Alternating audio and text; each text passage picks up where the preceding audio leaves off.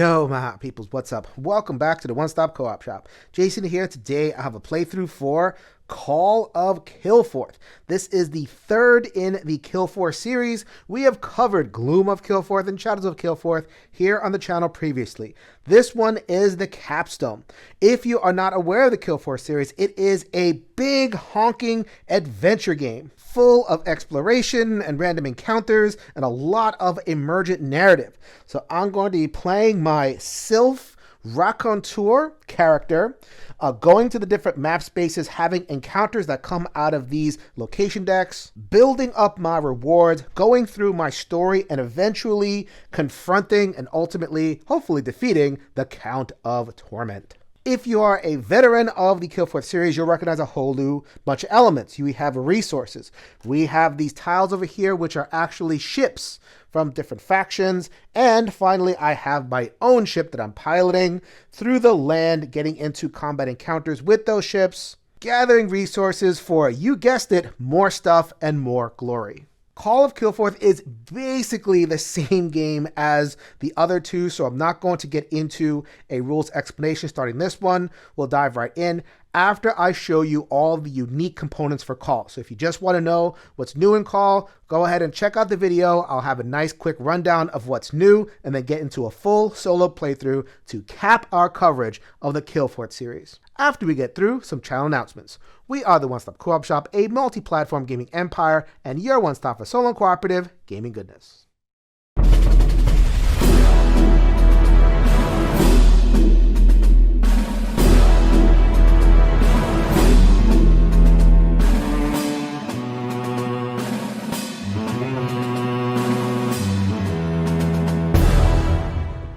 So let's get into some of the new stuff of Call of Kilforth. So first of all, you got your characters. Beautiful art as always, and double-sided, male and female. Here are some of the characters from Gloom. Generally, a stat layout that is pretty consistent. So like a 10-point buy in terms of their main stats, 1 gold, 4 health, and then a power that is balanced across all characters.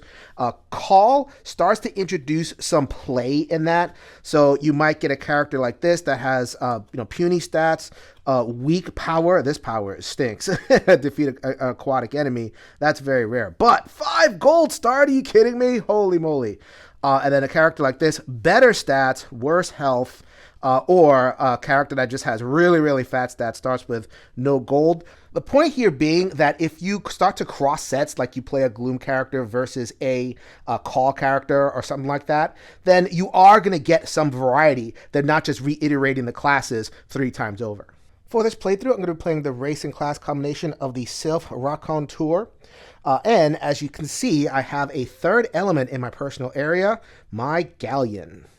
I don't have a ship represented on the map. It is only little old me and my usual standee. As I travel around, I'm understood to be on my galleon, visiting the different areas. One of the actions that I can take, which is Veil, that's a deed which is not an action. Veil means tap. I would get 1 move AP. So in addition to the normal actions that I have on any turn, I'm able to get a free action to move wherever is legal. The game will start with 24 of these ship tokens, 5 different ships from the 4 factions. And if you are just playing with the Call of Kilforth expansion, you'll declare for one of the 2 factions, which is the Blue Drakes or the Sea Dogs. There's 2 other factions in the Shadows expansion. There will be benefits and drawbacks depending on where you make camp. So let's say I was a Blue Drake, I think it's a Drake, and I docked near a Blue Drake ship, then I can pay in order to take an extra market action. That's great. However, if I dock near the rival faction, which in this particular case would be the Sea Dogs, then they sink my ship and I have to spend resources, either actions or these resource wood tokens, which I'll get to in a second. Either way, it costs me in order to be able to flip this back and get it operational again. But here is the exciting stuff, ship battles. So for 1 action, I can load my cannons. So right now I have a strength of 2. I have ship here that is worth 4, so I need to get 4 power in order to sink it. So I need to spend an action in order to load my cannon for 1. I'm still short, so I can either sail around, get another game element like a piece of loot or something else to try to get more power, or I could spend just another action to raise my stuff by 2. There is a 5 cannon maximum for each galleon. Now that I have the requirement, I spend all the tokens on of my ship, and then I go boom, and then I reveal whatever the reward is. We'll keep the reward secret for the playthrough. But for now, just know that I get that as a reward, and that is a little bit further on my way to glory. It is really important to sink ships in this game for a couple of reasons. Number 1, the loot is good. Number 2, this particular game playing the Count of Torment, all 4 of the enemies in this set works this way. So, advanced rules only, which is the ships. Count of Torment gains 1 maximum current HP for each Blue Drake ship on the map. So as you sail around, you already know that you need to sink all 5 of the Blue Drake ships if you want to get the count at their base power. Or you can just let the Blue Drake ships go and go with an empowered enemy. That's up to you. While I am here at the enemies, good to point out this distinction. So here is an enemy in Call of Kilforth. All of them had requirements for attack. And so you're fighting, and you're wearing them down. Everything reduced to a fight. If you watch my review on the Dice Tower or Mike's review in the One Stop Co-op Shop, neither of us love that, that the game reduced to fighting. So in Call of Kilforth, seems like Tristan listened to us. Thank you, Tristan. Now you can choose an enemy that has the option to go either with fight with influence or fight. So we don't have to take those skills that translate all that sneaking and influencing that we're doing into fight. We're able to use that to take down the boss. Another new piece are these resource tokens. Just one more thing to do on your turn. When you go to a place, you can use an action to gather, and then you have a suite of things that you can do with those resources. So you can either discard to heal someone in your location, or move an obstacle, or get a gold or a power token that will go on your ship. That piece is not game breaking, but it is nice to be able to have different avenues to get, that key piece of HP or remove that obstacle. Another thing that you could use these special resources for are these special buildings. Yes, you can build stuff now in Kilforth. It's pretty limited. It's 1 per class. When you leveled and choose your level 1 skill, you can either choose the regular skill, or you can choose a skill that says sacrifice, which is get rid of it, pay a certain amount of resources to build your hideout. In this particular case, this makes it easier to evade. You can also get more successes or get some HP nearby. You can play the entire game without building anything, but it's nice to have a little outpost where you can get some safety there. Another option. This is the final piece. As with everything, it is modular. You can swap things in and out, but I really appreciate it. Here are your dice. They are the source of excitement, but also frustration. There are times where the best laid plans just go to crap because, 6, 7, 8, 9, 10 dice, but you don't get what you need. So instead, you get the Fated Doubloon. Replaces, in a functional way, all of these dice. So if you choose to play with the Fated Doubloon, instead of rolling dice, so as an example, if I were to roll a check that had 3 dice, I could either get 3 successes, 3 failures, that's still there, or I can just go with the Fated Doubloon system and say, for every 3 dice, I get a success. Period, point blank, end of story. On the dice, the success in a base game is 5 or 6, a 1 in 3 chance. They just give it to you. Your 1 in 3 chance, you get a success. In addition, there will be checks, such as if my sylph rolls a stealth check, where they roll 4 dice. So then, let's say I were to roll that 4 dice, I would get 1 success, and then if I had the Fated Doubloon on the green side, then I would get another success. So that 4 dice would turn into success. Then you flip it over. So on a future turn, if I'm rolling 4 dice, then I would get 1 success for the 3, and then that other die would not be a success. Nothing would happen, and then you would kind of flip that back and forth. So it takes the natural variance of the game and shrinks it down and makes it much more controllable and manageable. I'm going to give people a heads up. I am going to play a largely diceless game with the Faded Doubloon. It just makes things simpler for me from a film perspective, and personally, I enjoy it, especially for non-combat encounters. When I get to the combat encounter, sure, let's take out the dice. That's more exciting. But for everything else, we're going to go with Faded Doubloon. Once again, if you don't like that, that's optional. You can either play with that or not. All right, we are ready to jump in. As I said in the intro, I'm playing my Sylph Raconteur. Excellent stats, terrible health. That does mean that I start with 3 AP normally. However, the power here is when breaking camp, gain 1 AP. So I have that AP that I would have ordinarily.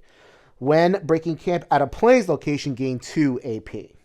And here is the Raconteur. I have super influence. I'm going to play a very pacifist game, lots of influencing strangers and the like. The Raconteur says, choose sides at any time, even before resolving a night or event card. Sides would be this. I'm going to start as the Sea Dogs. However, as night events come out and I interact with the ships, which side am I on? Which side am I on? It doesn't matter. I'm on the Raconteur side. Myself. For this adventure, as I said in the intro, once again, I am playing the Count of Torment, with whom I can use influence. We're kind of playing a nice straight line, a heavy influence game. And for our saga, we are going to seize the throne. It began with organized sedition by the Wildclaw Mountain tribes. Once they broke from beneath the king's harsh leadership, more and more ancient alliances began to splinter. Villages and towns far and wide began declaring independence from a severe system of austerity and unfair taxation. Your long exile has led you far and wide, and you have listened patiently and graciously to the complaints of the people all over the lands. It is finally time to act. As always, I need to gather 5 gold and use a regale action. I start with 2 cards. 2 rumor cards in my hand. I pulled cards to try to coordinate with what I need, which is a mountain and a forest. So I have pulled from the mountain and the forest deck. That's pretty easy there, right? So I got a mountain and a forest, so I can theoretically do it now once I get the gold. However, I do also need a plains card, so let's go ahead and work on that. Here is the full layout of the land. You got all those ships, all those resources. And here is the home base, Rhymeshore Port, where eventually they're going to be able to take market actions. But I am broke. What I would look like, merfolk to you? No way. So, Sylph Raconteur over here, who I'm going to call Diana. Let's just give her a name right now. So, we want plains. Let's go get some plains. The plains has very few enemies in the deck, as opposed to the other ones, which have tons of them. So normally she's going to spend a lot of time hiding, but I'm going to brave it. Let's go to over here and pull from the plains deck. Hopefully I don't regret this. I do not regret it. Is the opposite of regret. Languid Peach. Gain 2 HP. So I could take this card and have my plains card, but I think I'm going to... maybe I'll just kind of be there. That's pretty cool. So that is 1 AP. For my second AP, I'm going to gather this stone. Now, if I wanted to, I can cash that in, get a gold for that stone, and then be done. However, when I do complete my level 1 saga, and I get this power, I'm going to go for the building the edifice. The edifice is going to require 2 wood, a stone, a food, and a metal. So that is the beginning of my gathering of stuff. Next thing I'm going to do, I have this weenie little ship right there. It is a blue drake. Ho, sailors, I am a blue drake. Let me aboard. I see the tattoo on your arm. Wait a minute. Is that disappearing ink? Raconteur strikes again. So, this is not an action, actually. I get to veil this galleon because I did not use it to move. So, therefore, I can use it to sink another ship. It is the same power as me. It is worth 2. My ship is worth 2. So, I just figured, why not snipe this one nice and early? I get the reward, gain 1 market AP. Useful for when I have more money. All right, so let's go ahead, use my last 2 actions of the turn and claim, or try to claim the Languid Beach. I will claim it because the Faded Doubloon tells me that I will claim it. So I have 4 sneak on there, which means that I use 3 of those dice, that's success. and then the die that's left over, either 1 or 2, that would be a success because that's what the Faded Doubloon says. So for 1 action, I get 2 successes, and then I turn this over. And you needs 3, so let's go ahead and do it again. So I use my 3 dice, I get another success, and then those other dice basically get wasted to no effect. And so the first action was 2 successes, this one was 1. I have claimed this Languid Beach as a rumor, and I get the 1 gold reward and a possible draw from the title deck. However, I need the keyword. So I have plains, I have mountains, and I have forest, which are the 3 keywords I need. I can also draw from this handy dandy loot bag instead of getting the 1 gold reward. Let's see what I get. A potion. Heal 1 HP. Not an action. Sure, why not? For the fans that missed the dice, I don't know what to tell you. I just find that a lot smoother. Anyway, so that is the night card. It is Rainstorm, my first weather card, so this one's going to stick around. Place 2 obstacles at each location, which has a quest. No quest out there.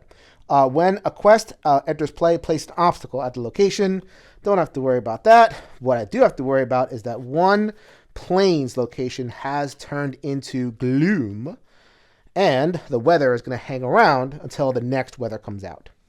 But before we finish off, the Ghost of Torment is going to put 1 plot card on the plains and also sacrifice 1 stone from the board. This stone is all the way on the left side of the board. We can get rid of that. All right, so what is the plot card? The plot card are the Ghosts of Torment. Reveal the top ally from the ally deck face up beneath this card. See what I get for an ally. No, don't take the scimitar. I love that thing. Too bad, floating scimitar. Anyway, to defeat it, sacrifice 1 tome. Otherwise, the boss will get more HP when they awaken. So, something to deal with right away. Darn it, boss. Let me have beginning my game in peace. All right, day number 2. Diana is going to spend their... Well, first of all, they're going to get the extra AP from being in the plains. So instead of 4, they're going to get 5. Second of all, they're going to use their first hide AP to hide. The Call of Kilforth game does not actually come with this little bush. They say to tip the standee face down. That's no fun. I like the bush. So I just took it from my own set of gloom. All right, so they are hidden. We are going to move over to the mountains. The mountains definitely has tons of enemies, so let's protect ourselves. What happens in the mountains? I encounter the sabotage mines. Quest, destroy mountain. I can defeat a place at any location. There are no places, so might not be worth doing this. So they're in skills that I'm not too wonderful at, especially the spells. And in addition, I think this is new for Call. I got to do them both, which that's what this plus means. So I would have to, over the course of the rest of my actions, defeat both of those categories. Yeah, we're probably not going to do that anytime soon. Hey, look at that. There is another blue Drake ship, which is the ship that I need to defeat to weaken the boss. So that was 1, 2 actions. 3 actions is going to put a power token, load the cannons, on to my ship over there, and then as a deed, I'm going to tap this. Whenever I want to do a deed, I have to come out of hidden. I cannot do any deeds while hidden. So it's like I just use that 1 to avoid a potential enemy. That's fine. So now I have come out of hidden. Boom! Defeat is automatic. I've defeated my second Drake ship. And I get to repair a ship. This one is just in case I get some wreckage going. The 4th action in the turn is going to be to gather this metal. And oh, by the way, I'd forgotten about this Rainstorm card. Map, when a quest enters play, place an obstacle at its location. This is a quest. Here is an obstacle. I was going to go back to the plains to get my AP back, but it is too easy and fruitful to clear this loot. That is my last action of the turn or clear the obstacle because it lets me draw from the loot bag whenever I do so. Let's go ahead and draw from this thing. We have 2. Is that 2 gold? Yes, 2 gold. I am 3/5 of the way to my saga completion. The night card shows up. It is Blue Drake Patrol. What are you scurvy dogs doing? We're not sea dogs. Lower the sail, lower the sail. Ah, I told you, lads, we're blue drakes now. Where is the next enemy? Because the sea dogs would lose 1 HP on the event, and blue drakes may each discard 1 ship from anywhere on the map. I don't like the look of this one over here. We're not going to beat it anyway. It's all the way in the corner. Boom! Defeating that, or discarding it without defeating it, and we gloom this one. That is the end of night 2, on to day 3. All right, we are on to day 3. I only get the 4 AP because I am not in the plains, and I'm basically going to have to pay this tax as long as my combat is in the poop, because I'm going into the forest. But happily, so now I have 3 AP. I have my ship. I can veil it, which means I get 1 move AP, and I can move into the forest with my hidden status. This is the Forest of Bounty, Haven Woods, plus 1 AP. I am back to 4. I also get a card from the forest deck. It is the Gambler. Stranger, Lawless Forest. When you fail an influence test, place your enemy token on this card, even if you already have previous successes on this card. Ha ha ha ha! Fail an influence test. I'll show you. Anytime a stranger comes out, this character is built to influence it. So gotta come out of hidden for that to confront the stranger. With the doubloon power, I have 6 dice that I spend on the influence check. So 3 dice, 1 success, so that's 2 successes per action. So with 2 actions, I influence the Gambler. She is now, I now can do the loot step. So just to make it official in the minds of people who like dice, let's go ahead and use those 2 action on dice. Here are 6 die, and 5 or 6 are successes. That would have been 0 successes. Look at that. And she would have done bad things to me. And then I would have used another action to get 2 more successes. And then I would have used the following action for 3. Okay, I would have done it in 3 actions and not 2. I did have the 3 actions available to me, but that Faded Doubloon Man, I already declared it. That is what gets you into my clutches. So the Gambler gets me 2 coins. So that is the 2 coins that I need. I have 5 to regale whenever I am ready. And I am going to discard this rumor, and they're going to tell me about another rumor of an ally. The ally is going to be the Seeker of Fortune, will give me a little bit of book, and also help me, place 3 HP on this card, discard 1 HP to add a success to a place anywhere on the map, so they make a little bit useful. It's in my hand, I don't have it, but if I go to the Soaring Peaks, which is here, which is not too far away, then I'd be able to make it an asset. Generally in this game, when you have the chance to regale, just do it, because the next round you're going to get that extra health and extra AP. So I have 2 actions left. I was always going to gather this wood, and now I'm going to regale. The keywords are mountains, forest, plains. Mountains, forest, plains. Those get discarded. I spend my 5 gold and my last action of the turn to progress the story of seizing the throne. The heirloom was passed down to the generations for centuries. Its loss long ago has caused irreparable damage that has only been exacerbated by the ensuing power vacuum.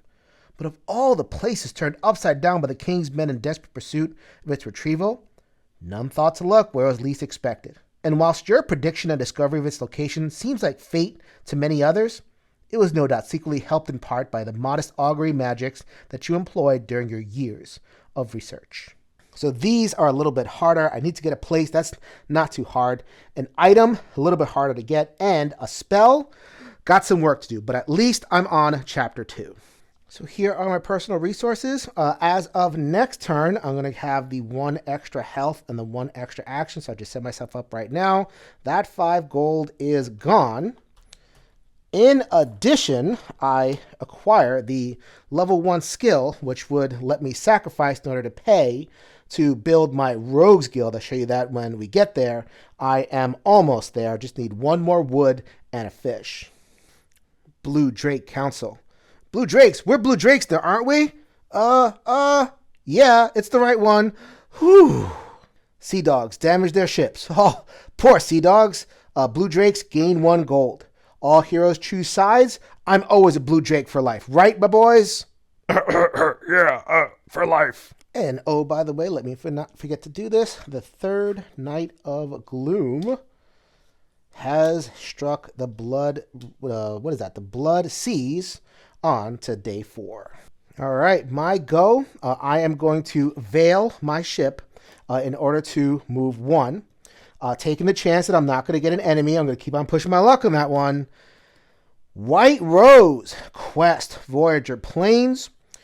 Draw 1 ally, place it beneath this card, and then if I get it, which means trophy, put the ally beneath this card in play as an asset. Hoo-hoo-hoo!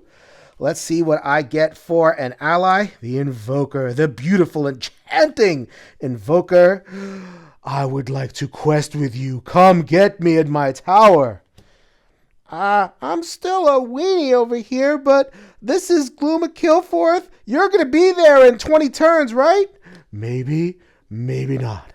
Well, I'll do my best.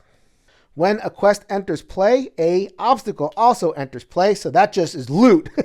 1 action, clears 1 obstacle, gets 1 loot. Don't mind if I do. That is a gold. I'll take a gold. Why not? So I see this nice ship all the way down here. It is a blue Drake, which I want to take out to nerf the boss.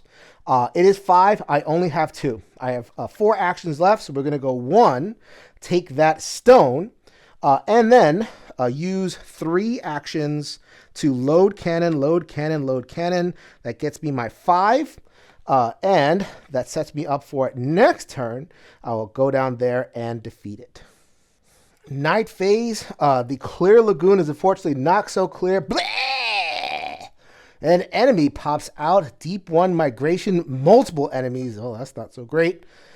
Place this enemy clear lagoon. Add 1 food from the supply to any ocean. There's no food in the supply. Food is limited.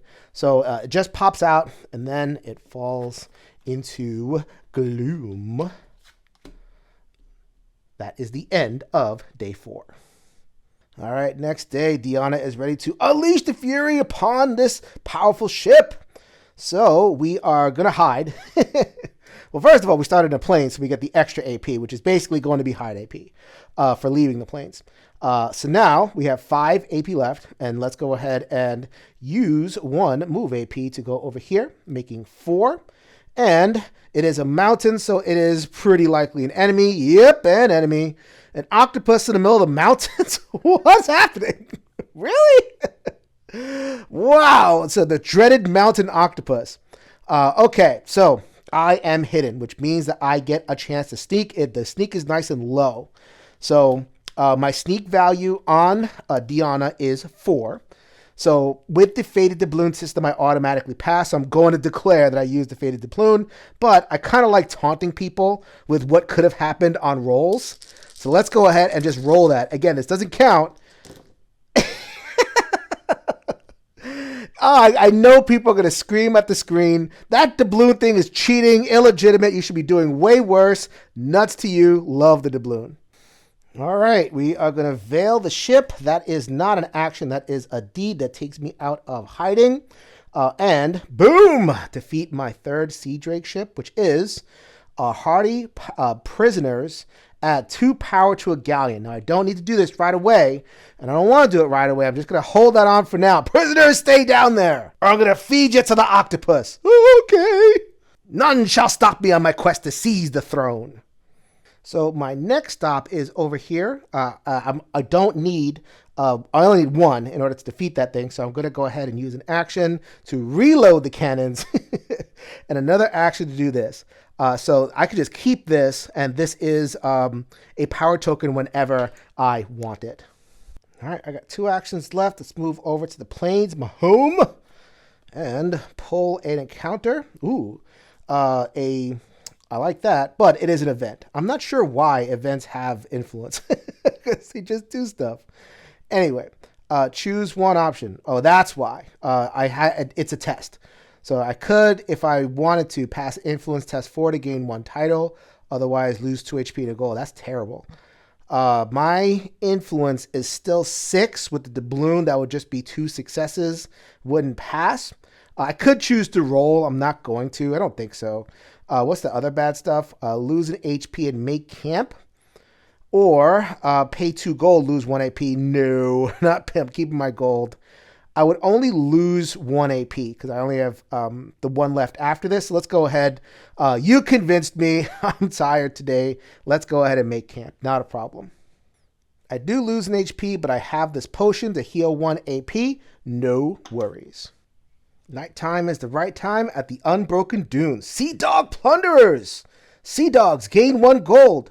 Prisoners, mateys, get busy! We're Sea Dogs now! We're Sea Dogs now! Yay, yay, sir! Ah, a friendly vessel. Here, have a gold for my latest conquest. This is a quest which would require influence or magic at the Unbroken Dunes. And quest, I still have that weather coming up, gets an obstacle. But before we do that, let's go ahead and flip that over. And it is gloomed. So we have to do a plot card. The plot card says, enemy, aquatic, another enemy. Place top ally card from the deck beneath this card. Top ally is the Troubadour. Everything is good. So unfortunately, the Troubadour gets trapped. And to defeat, sacrifice 1 ally. Ugh. So I am already beset by some lots and lots of stuff that's happening. If it's an enemy, it's staying on the board. If it is not, then that's just the way it goes. On to the next round. All right, next round. I get 1 extra AP for being in the plane, so that gives me 6. That's just to hide. I'm telling you, this sucks. As great as she is and everything else, that combat sucks. And if I get caught by an enemy, I am just... So I'm stuck playing that hide attacks for a long time. So let's go ahead and not veil because I plan on defeating... Or not veil the ship because I plan on defeating this other enemy ship. So I'm going to move. That is 1 AP. I'm down to 4. So let's see what I get out of the Ocean deck. This time, the Ocean tends to have more items and spells, which is exactly what I need, so I'm going to probably spend some time in the Ocean.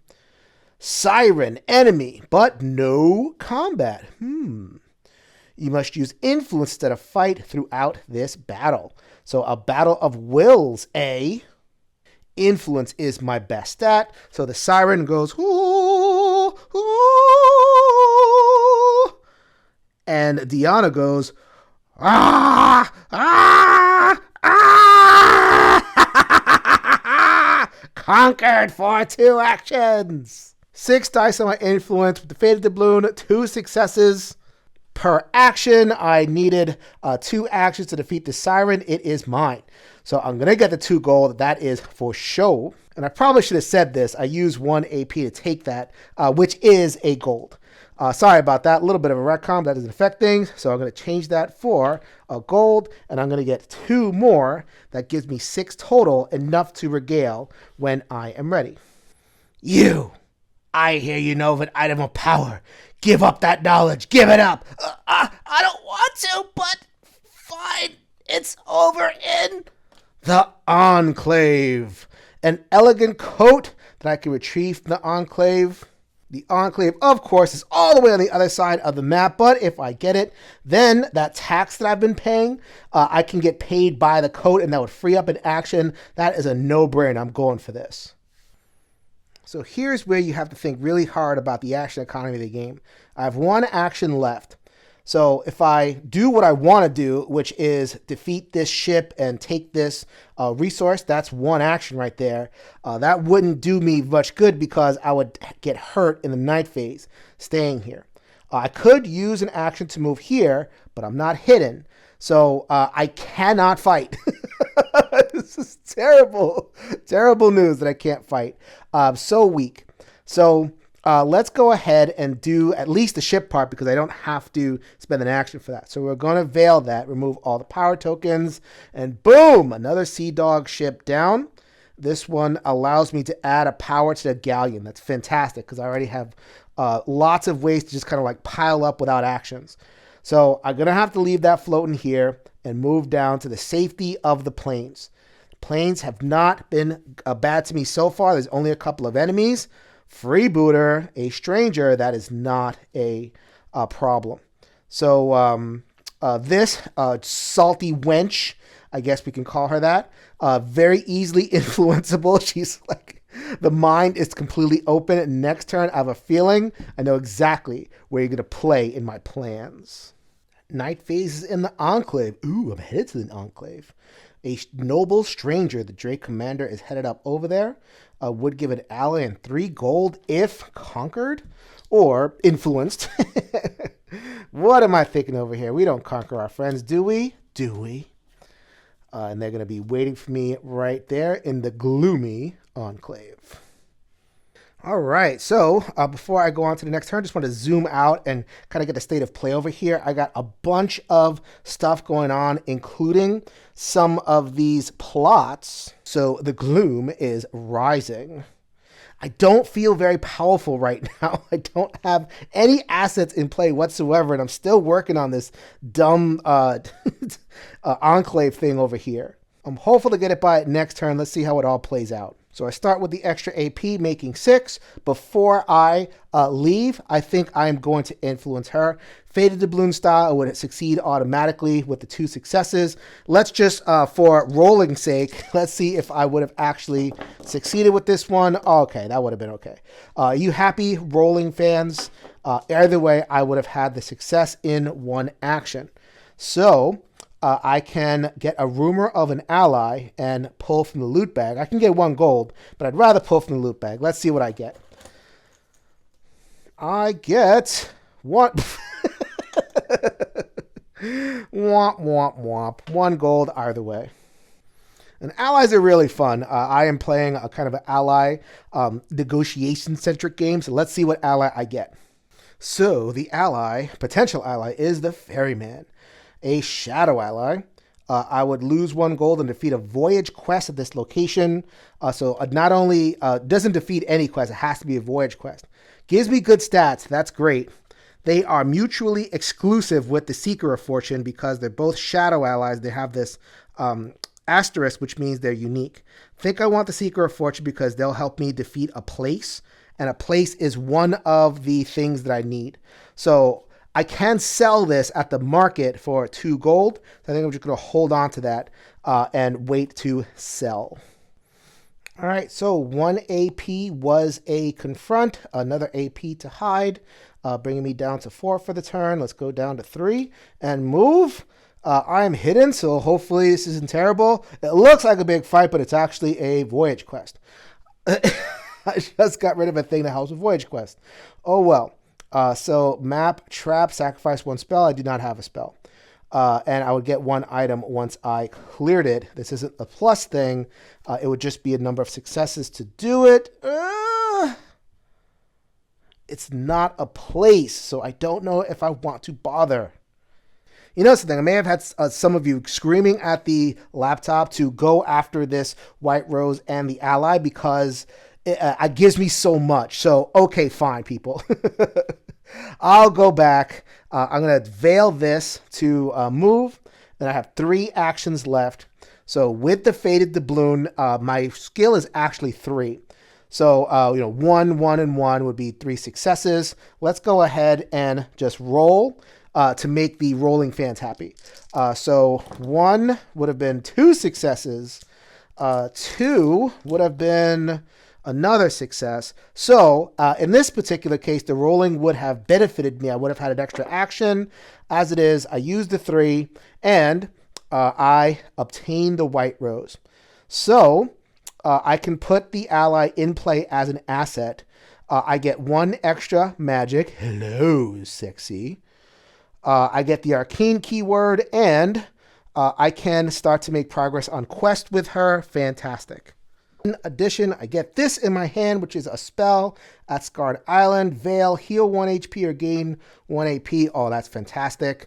I have the 4 magic because of having the Invoker. So that's the requirement for having this. So I think I'm going to go for that. Scarred Island is not too far from where I'm going. So I got lots and lots to do. This is a hand of 6 total. The Ferryman's going away soon, but that's something I have to manage as well. 6 items in my hand limit.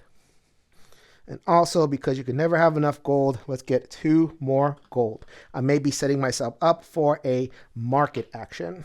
which, as a matter of fact, because I feel behind on the power curve, let's go ahead and use it right now. I had this from very beginning of the game. This ship I sank, gain 1 market AP. I can do it anywhere, so let's go ahead and do it right now. So the thing I'm interested in doing is pulling from a deck and buying as an asset the 1 card. So I have, let's see, hook hand, jewelry, full loses 1 HP, and some fight, maybe. Trident, sacrificed as an action to defeat an enemy in an adjacent location. Ooh, like a 1-shot, just get out of here. Very possible. Treasure map, item, tome, looks like a winner. Enters play, draw 2 items as rumors. Don't mind if I do, sure.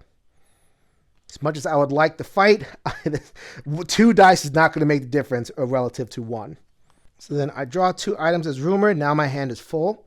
I got leather breeches, another attire, which I'm probably going to sell. Or the javelin. Now that's what I'm talking about. Lose 1 AP, defeat an enemy at your location. 1-shot deal. I think I might just go for this one. But they're rumors, so I don't have to decide right now. So as part of this market action, that cost me 3 gold, so I discarded that. But I'm going to sell these 2. They sell for half rounded down, so that is 2 and 1. So what I just come out basically even on that.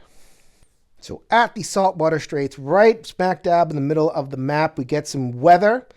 Reveal, discard a stranger from play. I don't think there's any strangers in play. So we don't have to worry about that. Okay, when breaking camp ends, each hero must spend 1 AP to hide. I've been doing that anyway. The drizzle is just making me do what I was already doing. Oh well. So I discard that previous weather, and now I get this one. And the Saltwater Straits have fallen into gloom. All right, Deanna is going to start with her 6 AP. I feel like this chapter is taking way longer than the first chapter, which is unfortunate. Oh, well. So have to use the first AP to hide. Was going to do that anyway. The rain is forcing the issue. So then we have 1 move, which is going to be the galleon move, which veils that. So I still have 5 AP left. No new encounter because I already have one there.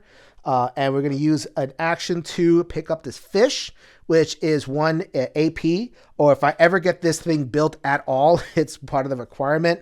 Oh, well. So that was 1 action to pick that up. I have 4 left. I'm going to spend an action to move here, but going into the Soaring Peaks, you get an AP because it's so high you can see everything, I guess.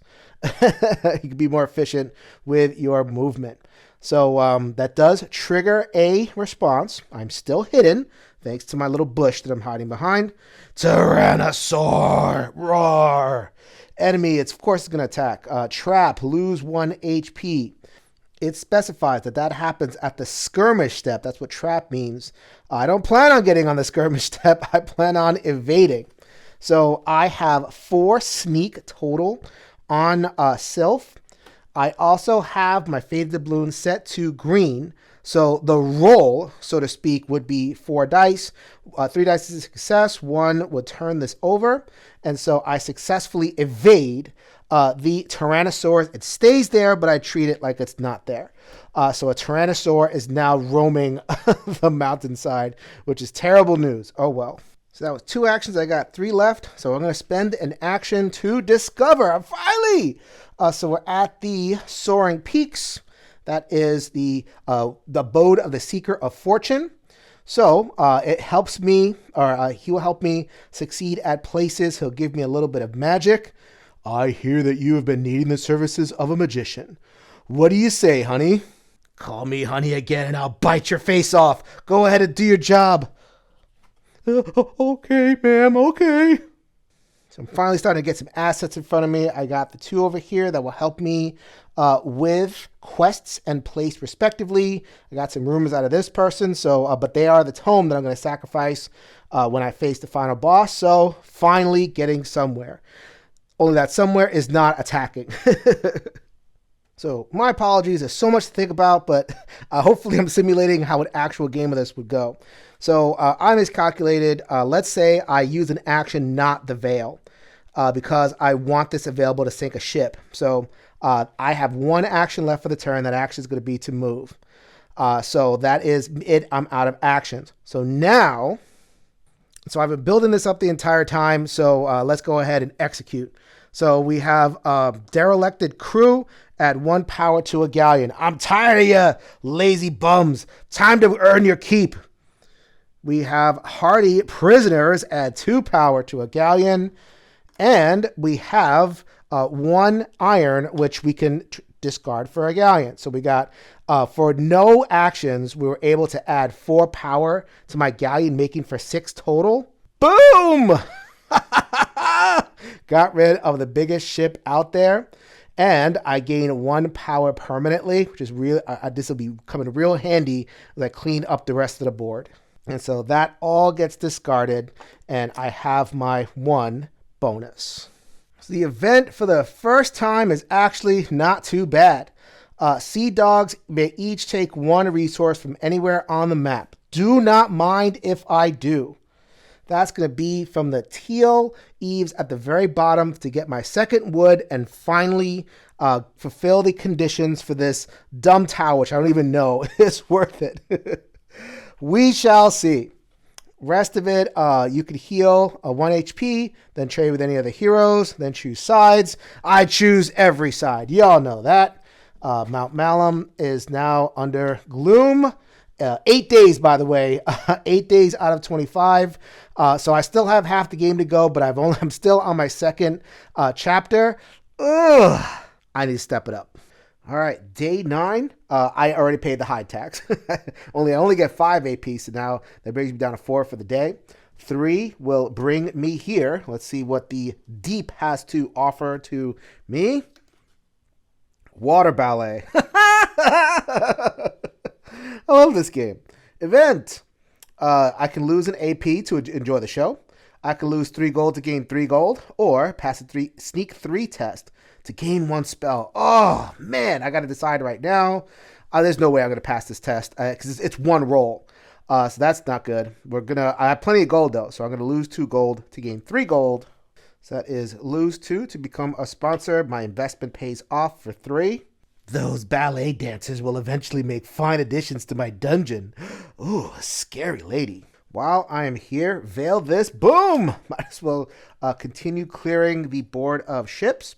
This one will mean take 1 metal from the map or supply. There is no metal on the map, so let's go ahead and take it. I'm sorry, there's no metal in the supply, so I'm going to take it from the map all the way down here. No way I'm going to visit the Trolltooth Crags unless I absolutely have to. That's going to be a power later. 3rd action is going to be to take that fish. HP will come in handy, I have a feeling. Action the 4th. Let's move over to the Scarn Isle. See how the planes treat me. Remember, I am hidden for this. So let's see what's going on. The Entertainer. A stranger, neutral planes. It is not a place. As much as I like having strangers to deal with. Oh, well. So, weakness, reputation. I don't have that. That's a title. So, I have 1 action left. So, I'm not able to influence them this turn. But I will absolutely get to them next turn. This turn is another discover. I am at Scarn Isle. That's exactly the tile there. And I now have a spell which will allow me to veil and gain basically 1 free AP every round. Don't mind if I do. Going to use that AP. Can't get the Entertainer this round, probably next round. But this is mine, this stone, and I'm going to trade that immediately for 1 gold. And so, as it happens, the knight strikes very close. Not quite, but close. I will pull the Coral Reef. Discard a quest from play. Then place this at Cobalt Deep. The quest is going to be to sabotage mines. That's not going to get done anytime soon. So goodbye. And place Cobalt Deep over there, along with putting it into night. I need a place. So good thing that came out. Next day. Hello, Entertainer. Your voice is so sweet. It would sound so much sweeter echoing through the halls of my keep. Do you have a nice keep? Do you pay well?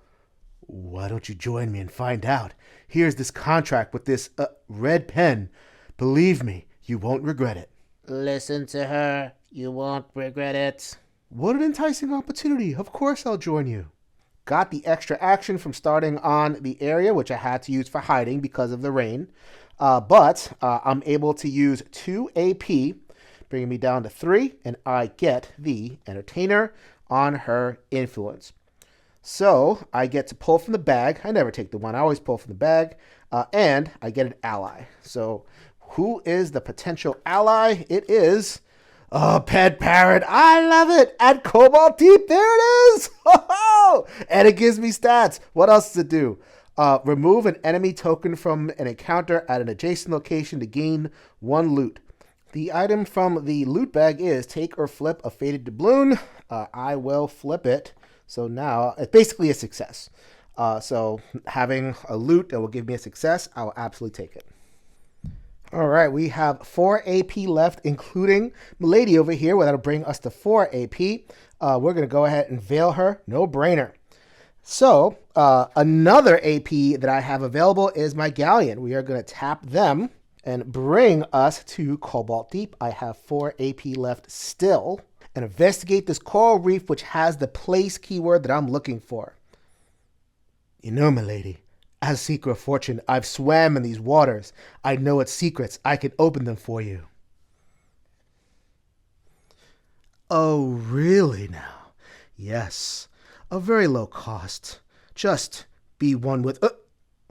I see from your eyes you would like to join with my body. But instead, I think we will pay the price with... your life. What did I sign up for? Yes, secrets. Give them to me. All 3 of his ability to place plate tokens. Let's go ahead and do that as part of my big turn.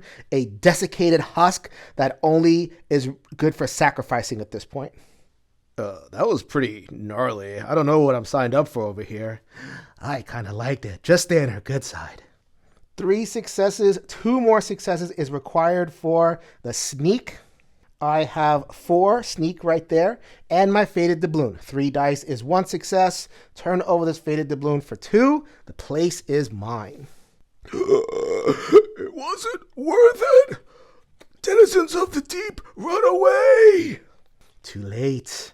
I am growing my empire. Pet Parrot, you're next. Bloodless husk. Bloodless husk. More torture. 1 action brings out the Pet Parrot as well for Discover. What a turn so far. So here's what I got going on in terms of resources. Look at what I was able to put together. We got the item. That is this tome. So if I have it as an asset, I don't have to spend it, and I'm going to keep it around. The same thing with a spell. The spell is also an asset. It sticks around. And the place I get to discard. I was looking for you, Coral Reef. You're out of here. We get 5 gold. And that is chapter number 2. The next thing that happens is I get my level 2 skill, which is going to be Veil. When a battle starts, your foe loses 2 HP and surprises. The foe has no HP left, skip the skirmish step. Don't plan on getting into many battles, but I can mitigate my hide this way, and this is good for the boss. So that is a no-brainer right there. Let's see how the next chapter in my saga unfolds. Your outwardly earnest nature and gentle honesty have not gone without notice. People and friends flock to you, and the enthusiasm with which opponents of the king are greeted is notable far and wide. The concept of an alternative leadership seems mystical and alluring to the common folk. But word of your popularity has reached the king himself. Pursuers have been dispatched to track you down and deal with you. You have proven yourself worthy of the ear of the people, but now can you prove yourself worthy of their respect, admiration, and perhaps even fear? So the game wants me to gather resources and power, but also prove that I can slay an enemy. Yikes! So that confrontation lost me hidden, but I'm able to have a 1 AP left, and I'm going to go back to the Sanctity of the Plains, and they are going to give me Shantytown. So that's a place, not going to attack me. If it is cleared, which is not that hard, and it gets me decent rewards, but I'd have to sacrifice 1 asset with the keyword jewelry. I don't have that, but good thing I don't need that for now. That's the end of my turn. All right, new night card, Tidal Wave. So the drizzle has coalesced into massive flooding that is hitting the land. A revealed place to obstacles for at each location that has a plot. And when breaking camp ends, all heroes relocate to either location with a plot or an adjacent location. Forced movement is good in this game. Relocating is not moving. It doesn't trigger encounters. So let's go ahead and take advantage of Surfin' USA or Surfin' COK. Surfin' COK. On to next turn. All right, here is where I get to romp a little bit. So I am now at Chapter 3. I got 5 health and 7 AP for starting in the plains, plus the 1 from my freshwater spell. Gotta pay the tax. This is the last time I'm gonna pay the tax, I promise. In terms of having to hide my first turn. So let us veil the galleon. Actually, you know what? I'm going to keep the galleon in case I want to fight. So we are going to use a move to go over to Blue Tides. Okay, it has 5 actions left. Let's see what pops out for me. Island Race. Quest Voyage. A lot of voyage quests. 1 title and 1 loot if I want to just chill out. Oh, a title, a loot, and a spell? Ooh, that is very, very tempting. I might come back for that one because if I did it right now, then I would lose Hidden. I need to get over to the forest. The forest doesn't have a lot of monsters, but just in case, I am still that weak. Let's go ahead and have an encounter. The forest serves up Willie's Crypt. 6 sneak. That's going to take forever to get through there. But I do get 4 coins. I actually don't need coins right now. Would be nice if I did. And the respite keyword. So the respite keyword, I know this because I've gone through the mission before. That's one of the keywords you need in the last chapter. So I might have to come back for this one. So I just want to do it now. Because I know I need it. Here is the respite keyword for Chapter 4, which we're looking forward to. You get the sense that like Chapter 2 took a long time. 3 and 4 I'm set up for, so I could kind of knock those down.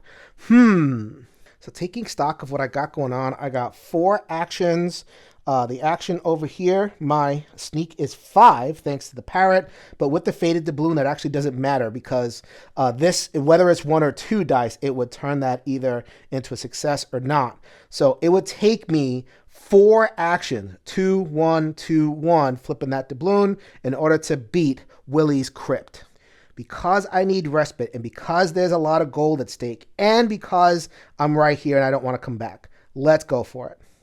So that is all 4 of my actions for the rest of the turn. That will get it for me. As an experiment for Dice Lover, let's see how many rolls it would have taken to get it. So I have 4 dice to roll. That is 0 successes. This would have been a uniquely crappy playthrough for dice. So second action would be 2 successes. Okay, so I have 2 actions left, and I'd probably spend some fate tokens or something. Let's see what happens. So third roll would be 2 more successes. So in 3 rolls, I got 4 successes. That's not too bad. So this would be action the 4th. That would be 2 successes. Yes! Tristan, you're a brilliant designer. That all worked out. So 4 gold is great. Unfortunately, I can't get the title because I would need to keep the respite keyword in order to take advantage of that. But that was, I think, worth it. And I can still do some stuff. So Fresh Waters is going to get tapped for 1 AP. And that is finally going to get me my Elegant Coat Veil become hidden. I can stop paying the dumb AP tax because Elegant Coast, this handsome boy, is going to do it for me. Thank you, handsome boy. You are so much handsomer and more useful than that Seeker of Fortune. Seeker of Fortune that's a bloodless husk in your keep right now? That's not going to happen to me. Let's go, lady. I also still have my galleon action, so let's go ahead and end the turn right here. No encounter because there's already an encounter there. Love how this game is finally coming together after 11 turns.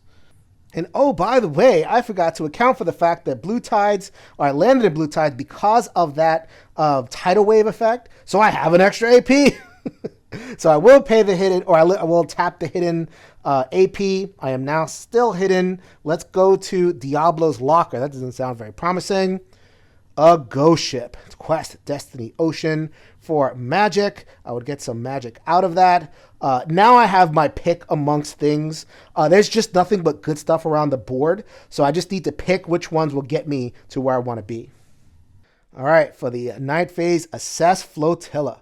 Place this quest at the Pharaoh Plains. All heroes not hidden lose 1 loot or 1 gold. Wow, that was amazing. That worked out. Cool. All right, so that goes to the Pharaoh Plains. And we have the dawn of day number 12. One last thing here at the Plains. Yep, we get another plot card, the Soul of Torment.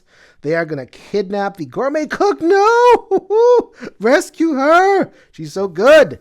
To defeat her, I have to get and discard a stranger at this location. All right, so new day. Zoomed out again to show the state of the board. Just junk everywhere. I have 6 assets, so I couldn't put in any more. I want to change them over because I want to get more and more influence. That's what the final fight requires. I have enough gold to regale twice, so the regales are going to come a lot faster. In fact, if I play my cards right, I might be able to do it this or next turn, depending on when I get the enemy. So I need that enemy. I also need ally and arcane. I have an ally right here and an arcane. Where'd you go, arcane? The elegant. Nope, that's not it. Invoker, yes. Never get rid of me. I don't intend to, my darling. So all I would need is an enemy in order to regale. Let's go for that either this or next turn. In addition, tidal wave. All right, when breaking camp, all heroes relocate either to a location with a plot or an adjacent location, their choice. The game is helping me. Burning flats, here I come. I didn't even have to lose the health. This happens at night. It is the next day. Let's get to work. So I'll just hold on to this for now, but I have my lad over here with the elegant coat ready to help me. So we're going to spend 2 of my 6 actions this turn, clearing obstacles, which is 2 pulls from the loot bag. Let's see what I get. I get a gold and repair a ship. Oh man, that could not have been worse. Holy moly. And now I am ready to take down the boss's ministrations. So to defeat, sacrifice 1 tome and then place the ally beneath this deck, beneath this card face up on top of the ally deck. So basically I know what's coming. So I knew I kind of went crazy about this floating scimitar just because it's an idea. At this point I want influence, so I don't think I'm going to be getting it, but it is cool. So this card actually goes into my hand as a rumor. You can use cards in your hand, any rumor, for success. So it's basically a floating success on any task that I want. Here are the 3 cards I have as rumors. What's that? Teal Eves? Almost like I planned it. Here we go. So I use 3 actions, clearing all that nonsense out. If action the 4th goes over here, I will have used the lad in order to hide me. Let's see what the forest deck has for me. Fool's Parlay. Let's see. Trophy, study, 1 loot. Choose size. Then perform a free trade deal with 1 other hero in any location. Wah, wah, wah, wah. The only thing we're doing for action the 5th is to play the javelin. I did not put this on the film, but this treasure map got sacrificed so I can get that plot going. So that's out of here. So that brings me back to 6 with the acquisition of this nice javelin. Fantastic. So this is where it benefits knowing what is behind the ships. So I have my ship galleon, which is untapped. We're going to veil it in order to sink this thing. It's a weenie at 2. Relocate to any mountain location. Ho! Look at that. Mountain location. Relocate does not trigger a move or any kind of automatic fight. But I can use this javelin right here. There's an enemy in my location. Lose 1 AP. My last one that I got for the turn, at least off of the black hearts. Bye-bye. Sacrificed. Enemy is down. Down goes Frazier. And so I will veil the fresh waters to get me an AP, an ally, and arcane. Is that what it is? Yup, ally arcane enemy, the goodbye Tyrannosaurus, is the regale action for chapter 3. Oh, did I forget the 5 gold? Bye-bye. Let us shift over to the 4th and final chapter. Seize the throne. Confirming your reputation is one thing, but cementing your control is another consideration. No amount of peaceful petitioning is going to restore your rightful place on the king's throne. The harsh reality is that pawns need to be maneuvered and manipulated behind the scenes. Bribes must exchange hands, blood must be spilled, and people you would rather not deal with must be drawn into your inner circle. You have time for one last moment of reprieve before all the pieces of your plan start to fall into place. One last moment of reprieve, shadowy people in your circle, so you see how the flavor text goes along with the keywords required. Night Phase, Blue Tides. Man, that is savage.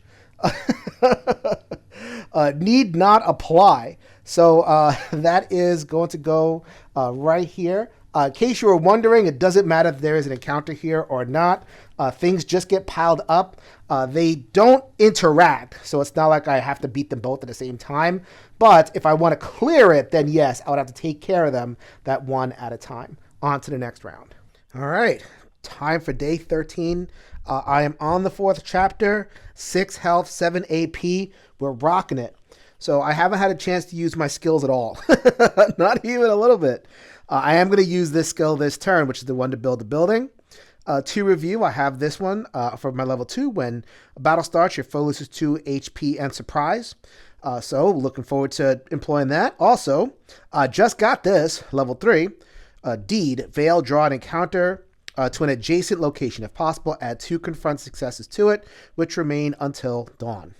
So I'm going to head over here, and I'd like to get ahead of whatever is going to appear there. So I'm going to Veil, and I'm going to put whatever is on the mountain over here. Seize Watchtower, weakness combat, and it would get me a spell and a loot.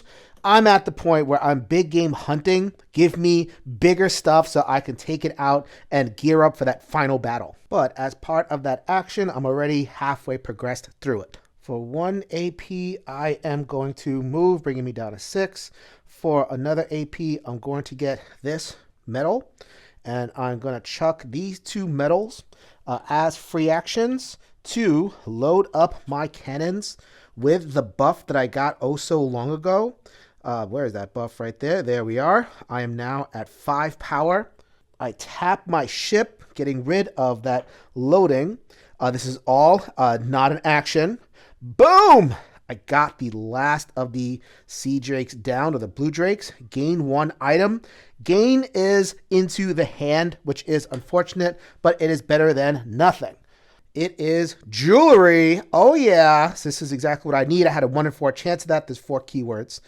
So I was just going to keep on drawing until I got something. So once I get it, I would be able to gain 2 more loot by sacrificing it. But I want it in my area first, and then I'll proc it. Next thing I'm going to do is another deed. Finally, we are going to sacrifice this, pay all those resources, and get my Rogues Guild going. That is 2 wood, 1 of everything else to bring in the Rogues Guild. It is Shadow. Heroes may perform market actions here, which is what I want to do. And any hero may automatically evade an enemy here or at an adjacent location. So once a turn, I get to avoid something in all of these areas, the 5 that are adjacent, which is really nice.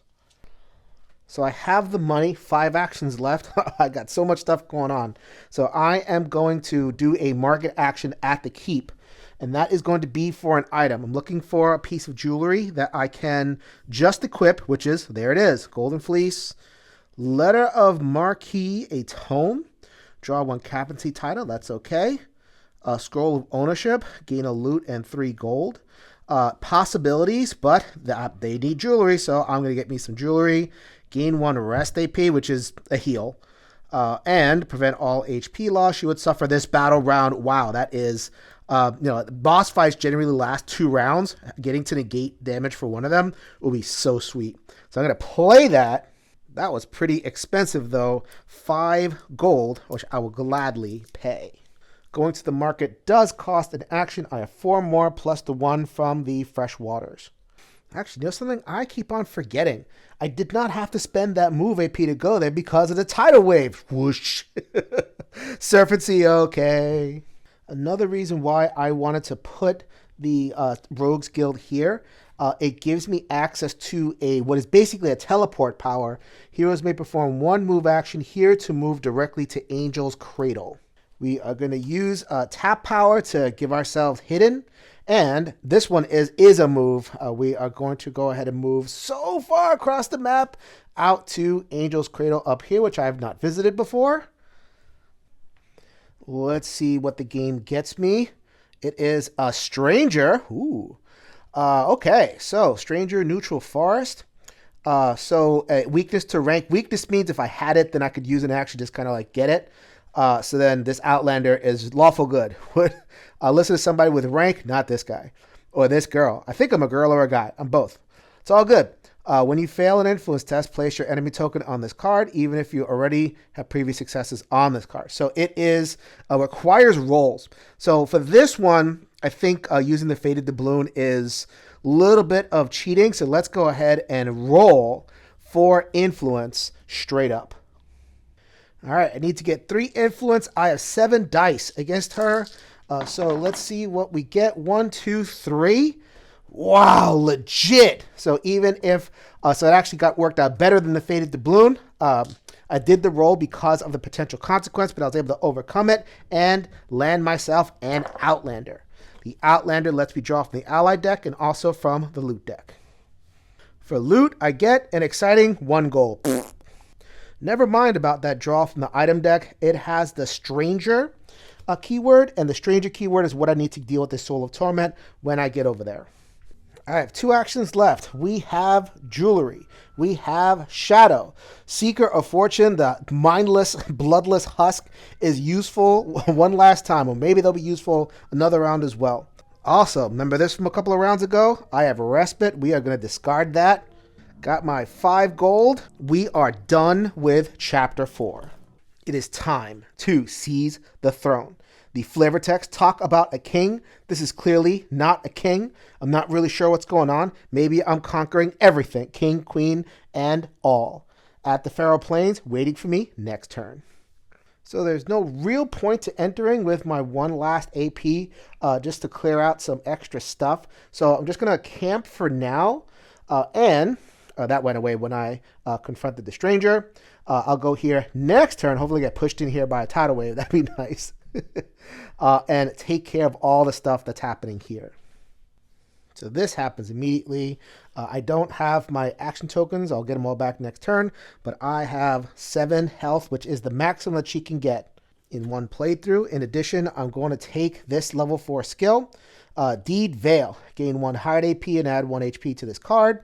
And then discard whatever is on this card to add successes to a test, which is going to be the final battle. We're just going to do that right now and add 1 AP. Hopefully, by the time I'm ready, I'll have the 3 that I need in order to deal maximum damage to the boss. Nighttime falls. This loses their successes. I wasn't going to go for you anyway. And Elon Refuge is going to fall into gloom because of tropical sunshine. So I'm not really sure why obstacles get placed where strangers are. I don't have any. And why strangers are just all of a sudden fearful for me because of the tropical sunshine. The sudden heat. Oh, there you go. It's searing and exhausting. All right, I'll buy it. It went from freezing, drizzling rain to super hot in the span of a day. Maybe we're like kind of on some weird elliptical rotation around this world's suns. I'll buy it. Why not? On to day 14, I think it is. 14. All right, next round. But before I do that, a little bit of a retcon. So I will have sacrificed Seeker of Fortune when I did that regale. I thought I was useful for one more time. That's too bad. I have another way to do what I want to do. That is 4 gold. So I'm going to get 4 gold in my reserve, going me back up to 6. Wait, I thought he was a sacrifice. Why are you looking at me for? I kind of like it. Another tiny retcon. I did end up taking that wood last turn because I had the spare action. So I'm going to go ahead and tap my galleon in order to move in here. And for a free action, I don't get a loot for this, but 1 wood allows me to kind of brush away, shoo, 1 obstacle. So then I have to spend 2 actions, the first 2 of my 8 this turn. How wonderful is that, in order to clear obstacles? The 2 loot tokens are Spyglass, gain 1 Discover AP. Where were you 2 rounds ago? And also 2 gold, putting me back up at 8. And so I did not... Well, hold on a second. Yeah, I think I have to clear the quest first in order for it to clear the plot. I bet you forgot about this. So here is a quest that I have to deal with that came out rounds and rounds and rounds ago. So this is it. This is my moment. The Sea Dog Plunderers, come to mommy. Had the 3 successes. Gonna put the 3 successes on there. Using the Fated Doubloon system, I would need 2 more actions, leaving me with 3 more this turn, and that would get me the Sea Dog Plunderers done, which gets me a spell, if I want it, and 3 gold. And the spell is the Submariner Spell, Kinetic. Deed, Veil, keyword. At any point during an engagement, escape to any ocean location and make camp. A get out of jail free card. Where were you about 10 rounds ago? And here we go. Another AP. I have 2 left. That will be to get rid of this aquatic enemy by sacrificing an ally. That was glorious, my lady, glorious. One could not ask for a better transition to the other world. Ah! I have freed up the Troubadour, which I don't know if I'm going to go for them because that is not influence, but that goes on top of the ally deck. Happen to be in the right spot for it. For a Spyglass, gain 1 Discover AP. Discover is how I get cards into play. Silver Earrings. So that is at the Unbroken Dunes, which is exactly where I am. And we're going to just sacrifice it immediately because I don't need you anymore. Gain 2 loot. The 2 loot from the bag is going to be... Finally, I think I finally drew all of the 1 gold tiles. And that'll leave me with a nice fat 5. Building back up again. I mean, I'm already built up again. Holy moly. All right, for my final 2 traditional AP this turn, I'm going to go back to home. Rhyme Shore Port and take a market action. So this is how much money I was able to build up after that regale action, a ton. Well, at the cost of all my actions. Totally worth it. So I'm going to draw from the ally deck, which has everything costs 4. So I just took 4 and took it aside. These 2 are familiar. They're not going to be dealt with. I would have, but I want to see what the 3rd card was. The Animal Handler. No brainer. I need the encounter buff and also discard an Animal Rumor to defeat an enemy or lawless stranger at your location. Sure, why not? I have the 1 AP from Fresh Waters. I have nothing to do with it, so let's just use it. Go over here. I will have tapped the other cards to be hidden because I hadn't used that this round. And so let's see what Forest gets me. The Peacemaker. Oh, another thing to influence. I mean, at this point, I'm just looking for, although another ally. 1 more die in influence would be really good. That would bring me to 9, which is another success. That might be the last thing that I do before I encounter the final bosses here. Let's not forget Tropical Sunshine. It's super hot. Ugh. For the night phase, what is awaiting me at my supposed home base is the Shimmering Land, which is a place of respite. So not everything is bad in this game, but I do get more gloom onto the next turn. Slight retcon. I'm trying to restrict myself to retcons that don't make that much of a difference. When I entered Haven Woods, I get an AP. For that AP, because the stranger summoned the obstacle, I get to get rid of that obstacle and get a loot. The loot is Buried Treasure, gain 1 item. Gain means put it in my hand. So the 1 item is going to be Herald, Ally, Shadow. Wrong stats. Too bad. 2 AP takes care of this Peacemaker. The draw bag is really low. I've drawn a lot from the loot bag. Let's see what I get. Load Cannons AP. Sure. We'll figure out what I want to do with that. And we are going to check out this Soul of Torment. Enemy undead. Blah, blah, blah. Discard 1 stranger, then place the ally beneath this card face up on the ally deck. So, do I have a stranger? Yes, indeed I do. I have a stranger. We're discarding the Outlander, which is also a forest card. Putting the Soul of Torment in my hand, I now have the 3 plot cards in my hand. I've wiped the board of the enemy plot cards, I'm very happy with. The Gourmet Cook is going to go on top of the ally deck. Their power, take 1 food from any location on the map, or prevent 2 HP. That would be able to discover them at the Abarat Wilds. Y'all probably forgot about this part of the game. I did until I just noticed something. There's a Sea Dog ship over here. I am now a Sea Dog. At Sea Dog ships, which are friendly, I get to take a market action by paying 1 gold and spending an AP, which I will. That is 1 gold. That is 4 gold. You know what I'm going for. I just put it on top of the deck. Looking at what else is available. Some good stuff. Including excellent art, like that diver over there. But we are just going to go with the Gourmet Cook for the extra influence. And just so you can see the current state of my items, able to successfully change my layout around to emphasize the influence. So now I'm working with my race and class card, 9 dice that I'm rolling. All right, time to move into the Pharaoh Plains. I do not have to take care of the quest here in order to encounter the finale. So I'm just going to go after it. It will take me 3 actions using the Pharaoh Doubloon system in order to beat it. Let's just go ahead and roll and see how many actions it will take on the dice. All right, cleared out a nice space over here for everybody. We got 1, 2, 3, 4, 5.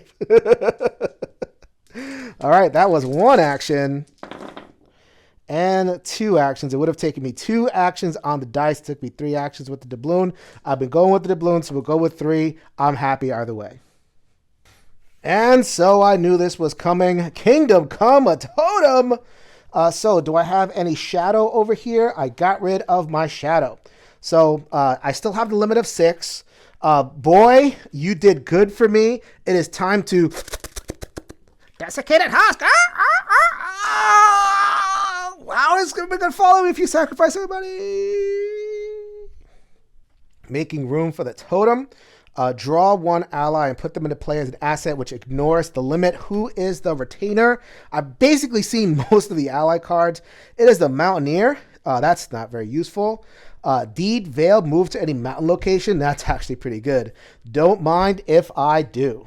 The Abarat Wilds are right there. The Count of Torment shows up on the Abarat Wilds. They are ready to be taken down. They're 9 hit points staring at me. Nothing extra from the plots. I like the sound of that. And so this gentleman got here just in time. I got you, ma'am. Let's go.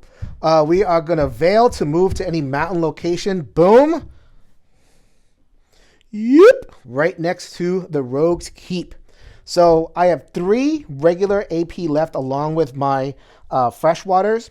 If another plot comes out, then that would make them better. So we're just going to go for it. And so I am going to use that AP. We're going to tap that and move. We have 3 AP to fight the Count of Torment.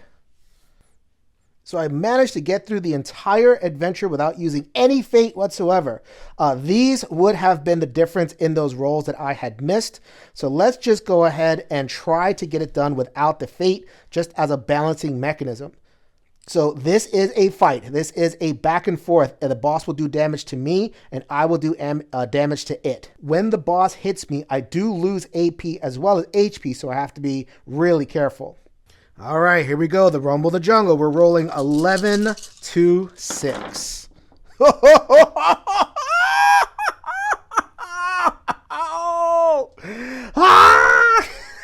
That's 8. Oh, that is 1, 2, 3, 4, 5, 6, 7, 8 successes. Are you kidding me? That is brilliant. So we shall roll. Let's see what the count does to me. 3 successes. That's actually pretty good on them too. However, I have the Golden Fleece, which sacrifice and prevent all HP loss. I will suffer this battle round. It doesn't matter, but I want to escape with full HP, so I'm cool. Let's see. So that's 8. 1 more. I have a Rumor in my hand once per turn. I can discard that and add a success onto the Count of Torment. Even if I had not rolled all that, I still had the Silent Assassin who was able to add their 2 successes. I managed to get that on there. I also had plenty of other cards waiting to be sacrificed. The knife was hovering over all of their necks.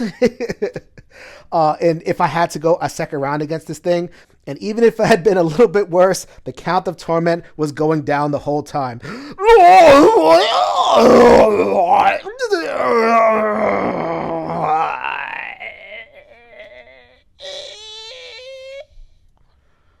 Get yourself together, man. That was terrible. That, my friends, is epic, glorious victory. Call of Kilforth, I believe, is the capstone of the system. It has everything that you found fun in Gloom and Shadows. It adds a couple of quality of life things, the bosses that can be beat in different ways, the diceless system, lots of ways to transport and get around the map. Just so much that has been done. Very subtle. It's not like it's flooded with things, but responding to feedback from the previous games, bringing in stuff that A, is its own game, but also marries into the other two games you want to play like a big shuffled together thing. It's one of the best adventure games out there, which has got nothing but better with Call. So I seriously hope you enjoyed this playthrough and you got enough information to see whether you think this one's worth your gaming time and gaming dollar. This is Jason with the One Stop Co-op Shop, reminding you that we'll see you at the next stop.